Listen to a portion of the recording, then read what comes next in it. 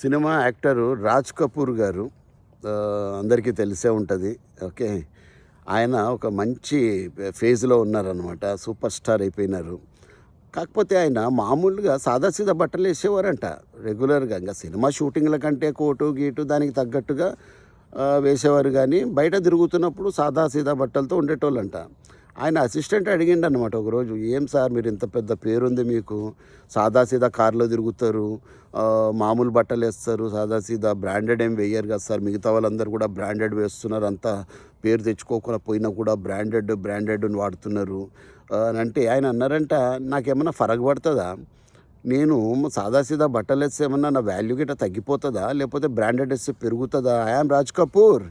నేను ఇలా సిటీ కార్లు కాకుండా సిటీ బస్సు ఎక్కాననుకో 10 మంది చెప్పుకుంటారు, అరే రాజ్ కపూర్ సాబ్ సిటీ బస్సులో వెళ్తుండ్రు భయ్ అని గొప్పగా చెప్పుకుంటారు.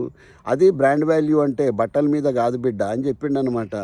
ఇది ఎందుకు చెప్తున్నా అంటే, యువత నైనా చాలా మటుకు నేను చూస్తున్నాను కదా, బ్రాండెడ్ షూ ఉండాలి, బ్రాండెడ్ బట్టలు ఉండాలి, అబ్బో యారో అంటారు, లేకపోతే పీటర్ ఇంగ్లాండ్ అంటారు, అదంటారు, అది ఉంటే తప్ప కాలేజీకి పోవంటారు, ఆ మంచి మోటార్ సైకిల్ ఉండాలి అంటారు, అది కూడా మామూలు మోటార్ సైకిల్ కాదు, సూపర్ బైక్ ఉండాలి అంటారు, మంచి మొబైల్ ఐఫోన్ ఉండాలి అంటారు. దీన్ని బట్టి మీ యొక్క బ్రాండ్ వచ్చిందంటే వాల్యూ పెరుగుతుందా అనుకోవడం పొరపాటు అవుతుంది. అది గుర్తుపెట్టుకోండి. బ్రాండ్ వాల్యూ అన్నది దేని మీద పెరుగుతుంది తెలుసా? ఫస్ట్ గుర్తుపెట్టుకోండి, మీ యొక్క బేస్ వాల్యూ ఏదైతే ఉంటుందో, మీ అమ్మ నాయన వాల్యూ కాదు, మీ అమ్మ నాయన పవర్ కాదు, మీ వాల్యూ ఏంటో ఆ బేస్ వాల్యూ పెంచుకోవాలి. ఆ తర్వాత మీ యొక్క రెప్యుటేషన్ ఏంటో, అమ్మ నాన్న రెప్యుటేషన్ చూసి మనం పొంగిపోవడం కాదు, మీ యొక్క రెప్యుటేషన్, మీ యొక్క ఇండివిజువాలిటీ ఏందో అది చూసుకోవాలి, వ్యక్తిత్వాన్ని ఎప్పుడు కాపాడుకోవాలి. ఆ తర్వాత మీ అచీవ్మెంట్స్ ఏంది, అమ్మ నాయన అది సాధించిండ్రు, ఇది సాధించిండ్రు, మా తాతలు నేతులు దాగిండ్రు, మా మూతులు వాసన చూడండి, ఇది కాదు. అసలు మీరేంటో, మీ అచీవ్మెంట్స్ ఏందో మీరు తెలుసుకోవాలి. ఇది కాకుండా మీ యొక్క నెట్ వర్క్ ఎంత పెరిగింది, నెట్ వర్త్ ఎంత పెరిగింది చూసుకోవాలి.